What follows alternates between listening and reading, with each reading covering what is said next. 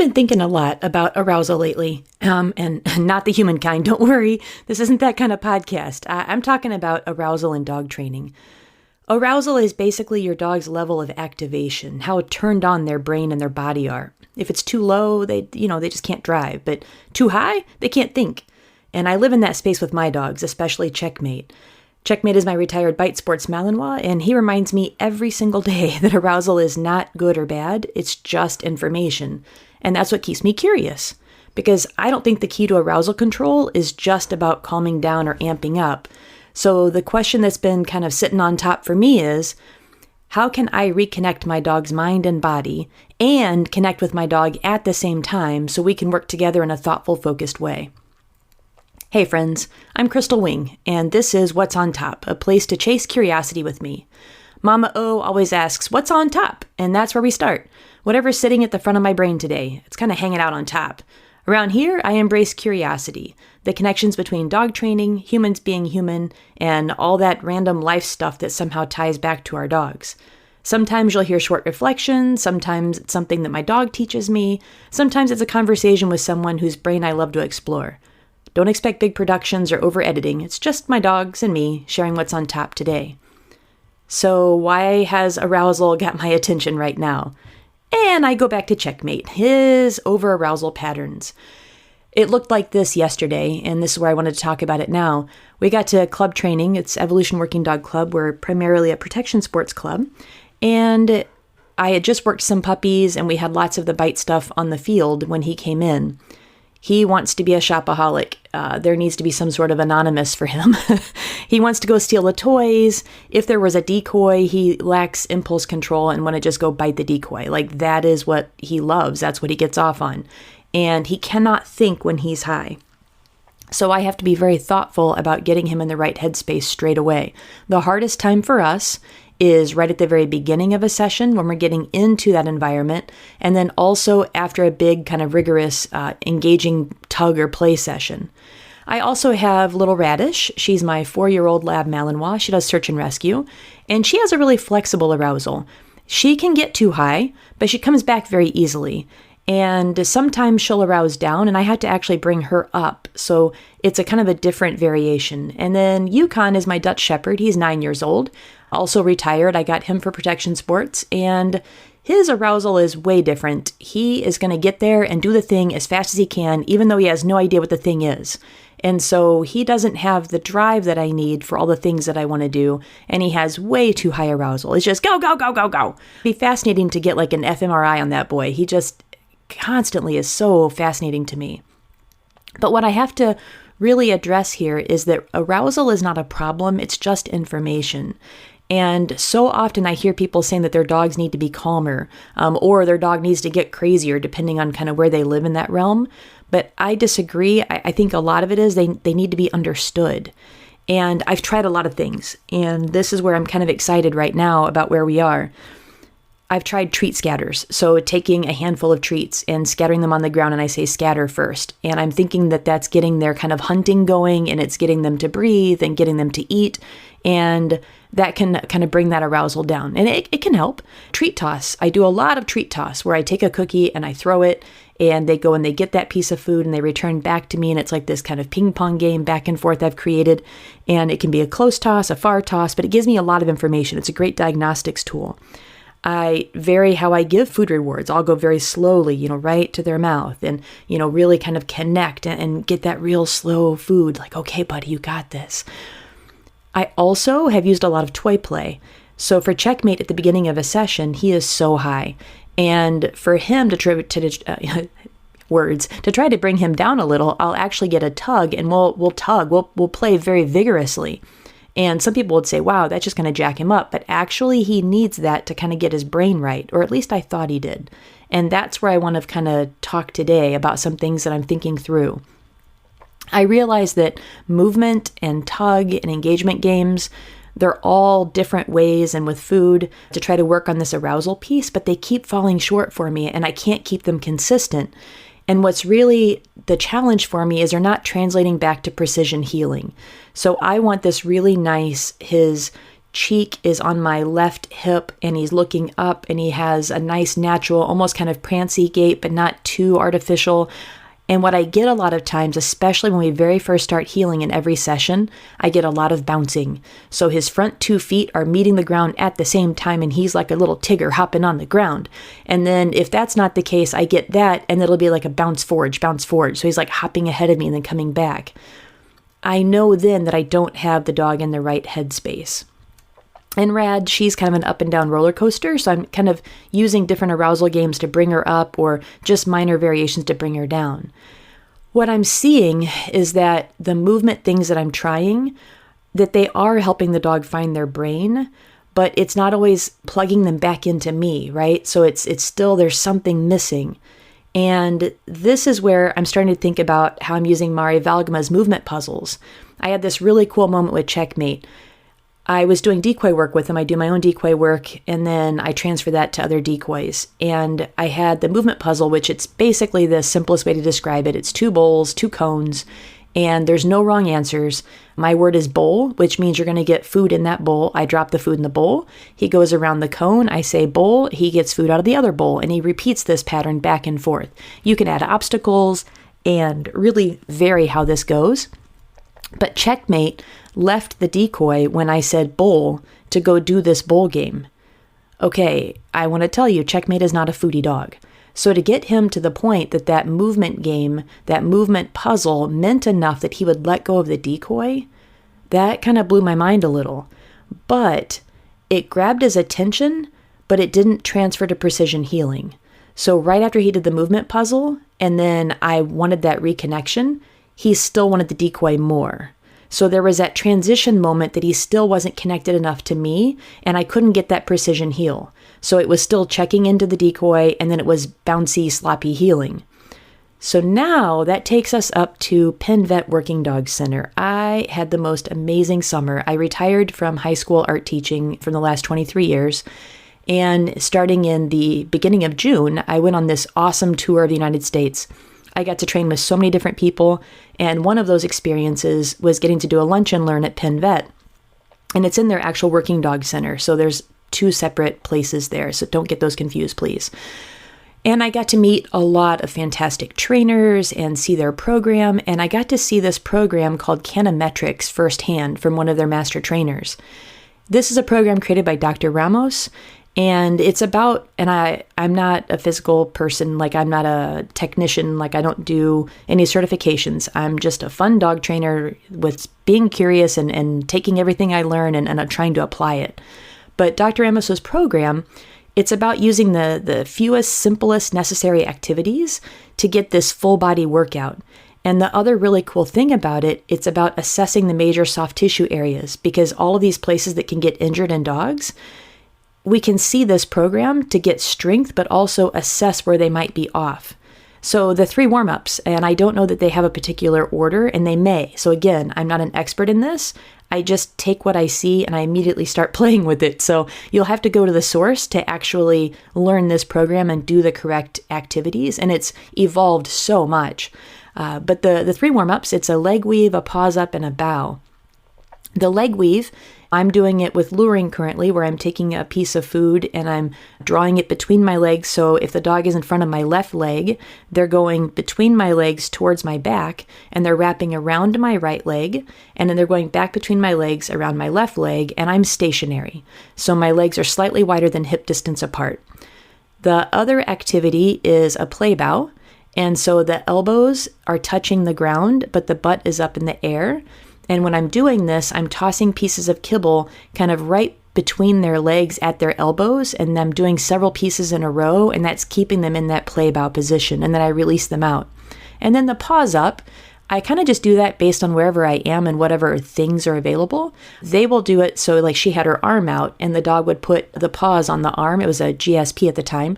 And so the back feet are on the ground, the arms are up, or the paws, the arms, you know what I'm saying? The front legs are up on her arm, and then she would feed so the dog was nice and extended. So think a really nice top line from the nose all the way down to spine, getting that nice long stretch, that paws up stretch. I'll use a fence, like we have a picket fence there we use. I'll use a chair, just anything to give them that nice upward stretch. Here's what I've observed. From learning about this and trying to apply it, when I'm now starting my training sessions, I used to do start button rituals. I would do some treat toss, I would do some nose pokes, and I would figure out if the dog was ready to do the thing. And here's what I've just realized, and I saw this last night, and it absolutely tickled my brain. All three of my dogs wanted to immediately start doing the 3 warm-up exercises. We go for our little walk before we get out to the field or wherever we're going to train, and they all 3 wanted to do the warm-ups. So Checkmate then, after doing the warm-up that he wanted to do, immediately went into this really straight, confident healing. Okay, that just worked. So before, it's craziness, got to do all the things. Last night, here's the variation. He came in wanting to get all the sleeves. He wanted to go crazy. And thankfully I had a leash and he didn't get to rehearse all the bad things. And then I did a couple backup steps. And when I did that, he went, oh, we get to do the thing. And he went right into the warm-ups. When we did the warm-ups, it felt like his brain turned on. With Rad-ish, she didn't even go for any of the things. She went straight to, can we start doing the warm-ups? And so I'm seeing this I'm starting to think about canimetrics as a warm-up, but it's also like a throttle. And again, this is not a method, so don't hear that. This is me just following curiosity until something makes sense. And I've been kicking these ideas around, and thankfully I have cool people to talk to, some good friends. Emma Malinois from Penn Vet, and my best friends Nancy and our dog club at Evolution here in St. Louis, Missouri, and Denise Finzi out in California. And I'm not saying any of these names to name drop. I'm just saying it because these conversations are where a lot of my curiosity gets sparked. And when we're talking through what our dogs are showing us, these patterns are starting to pop up. And this idea kept coming back to me, and it's been so great to have these friends to talk about this and kind of work through. Last night, talking to Emma, there's something else that's happening, and it's the piece that I was missing in all of this. My initial thought was, when I'm working through arousal, and I'm using these ways that the dog is using their body in a thoughtful way, it's the throttle between 0 to 100. You know that dog, right? So instead of it being, here's your start line, and here's where we're going to be going, and they're just like, wah, and just flying out of there, I feel like there's something else that's happening. There's the physiological thing that the stretching is doing, but there's this other piece. The exercises are bringing the dog and the handler physically close. So the leg weaves, that's where the dog is like wrapping around your body. And the bow, it's this like shared space where you're both together. And the paws up, that involves contact, whether you're doing it on your arm or they're stretching up onto your shoulders or your body, like if they're really super tall, or even where I use the fence, it's still me in that close proximity. And it's connection. So it's not just about body awareness, it's us awareness. And it's not about the dog needing to be calmer. They just need to be connected.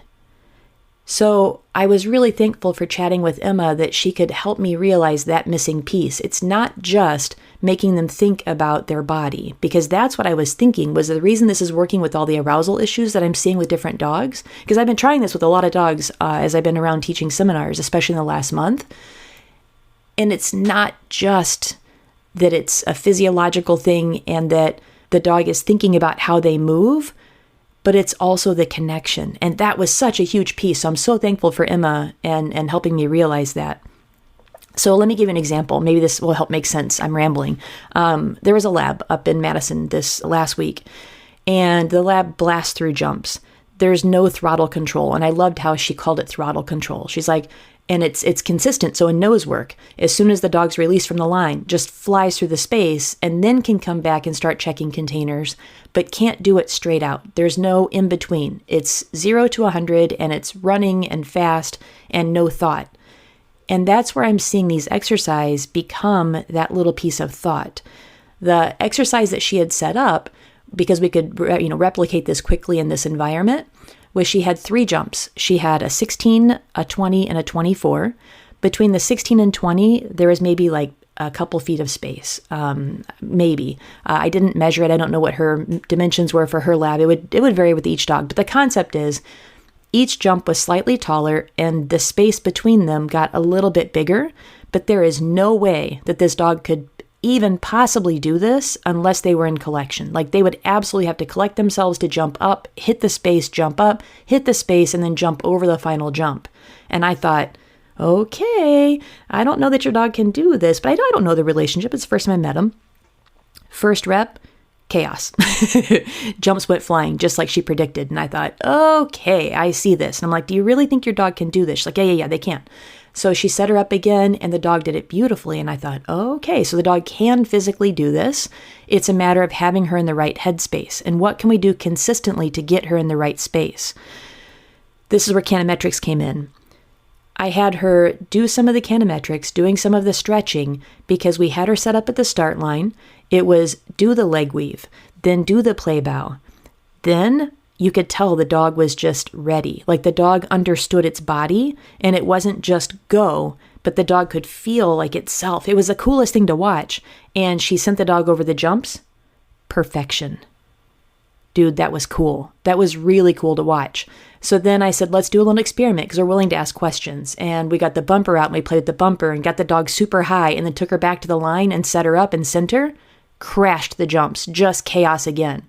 And I said, okay, let's do the same thing.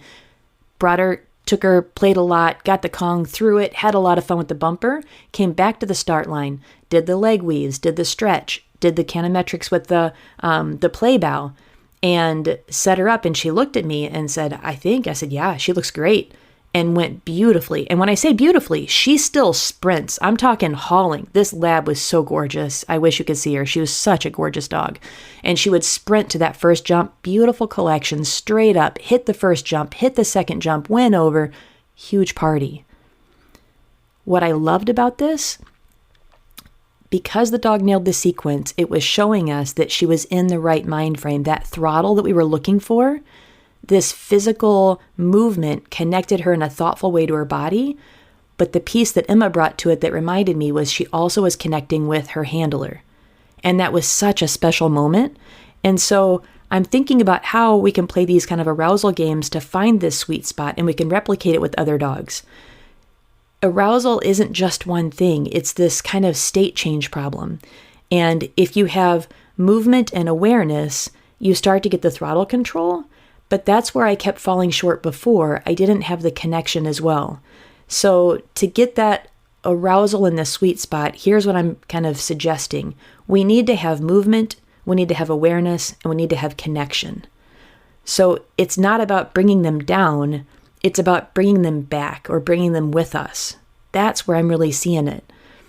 I saw it with another team, my beautiful Roy, we call him Destroy. He's amazing. And my really good friend Aiden, we were working up in Wisconsin, and Roy is another lab that just has so much energy and special, he's got the it factor, you know? And one of the first times we met, we got introduced to the counting game, Chirag Patel's counting game that Susan Cleveland taught us, because he went and was a criminal and took a toy and decided that he wanted us to chase him and he was going to run hot laps around that building. That is not the same dog we have today. Aiden has worked so hard prepping for a BH, for the IGP entry level for the temperament testing. And what we did with Roy was exactly the same thing. It was using that connection of the play bow and of the standing up and doing the stretch, the paws up. And we took a Kato board and leaned it against a pole. And so he stood on that and stretched really nice and tall. Then Aiden went into the figure 8. And then as Roy came around to the left side, immediately went into heel. And it was so focused and so beautiful. And it was just this beautiful connection point that was such a fantastic thing to see. I got to help a barking Aussie with this. And then I've had so many conversations. So I talked about Denise Fenzi earlier. Man, we talk so much about this stuff. And I realized we started this, and I was watching her do this with her Tervuren Zen, a young dog doing bite work and going through some injuries and rehab right now. And in June, when I was out there visiting in California at the ranch, there was this really cool time where she was using cavalettis to help him become more aware of his body. So if he would do the cavalettis and crash through them, we know he's not ready. He can't go do bite work. He can't go do all the fun stuff. And by fun stuff, I mean he's not connected, his body's not with him, and so it's not safe even. And that's where I keep going back to this. It's not safe for them to be that high where they can't think and they're not using their bodies in a smart way.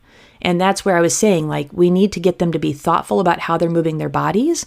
And if you can find exercises and things that relate directly to the activity that they're doing, even better, because now they're connecting their body and their mind. And then if you can connect yourself within that activity, I really think that's the ticket to these arousal issues. And with these cavalettis, we could really see that they were helping him figure out how to move his body in space and become more aware of how he was moving. But it just wasn't quite there yet. Lately, she's been doing a lot of arcs where he's going around cones. But remember when I was talking about connection, both of those things are really similar to how the movement puzzle was helping Checkmate. It's helping Zen get his brain back, but it's not getting that connection piece yet. So that's what we talked about quite a bit last night that she's going to start playing with. We need to get the handler involvement in there as well. And so it's just cool to see this pattern emerging, that you have this movement and this connection, and that's what's creating this thoughtful dog. So to tell them, that you have to be still and you have to calm down, has anybody ever told you that? Like if you're upset and then someone says, just calm down. I'm sorry, that's never worked for me. It's usually done the opposite. And that's where I'm starting to think to myself, we've been doing Pilates a lot in the evening. And even when, one of the people we watch, I can't think what her name was, but she had us thinking about our breathing. Basically, it was like a half an hour of thinking about breathing, and it was one of the hardest workouts. And you can laugh at me, that's fine. But I was just floored. And then this other one talked about, when you have like tight pants and you have to suck it in, you got to button your pants. So that's our little thing we say now. We're like, button your pants, because you have to really engage those abs to do that.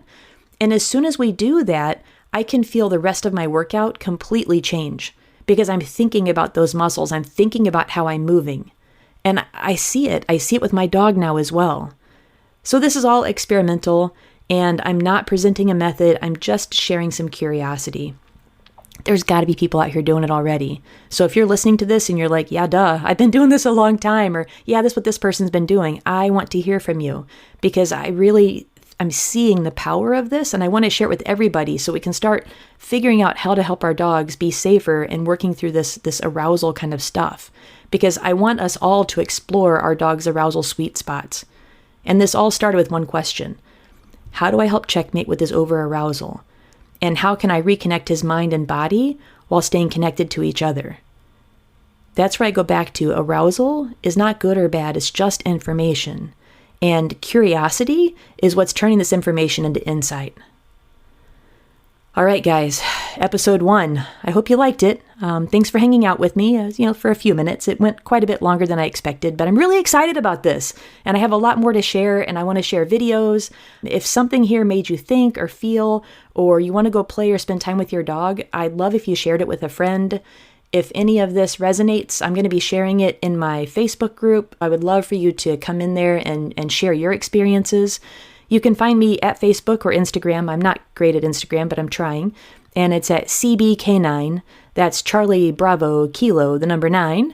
And until next time, keep chasing curiosity and ask yourself, what's on top?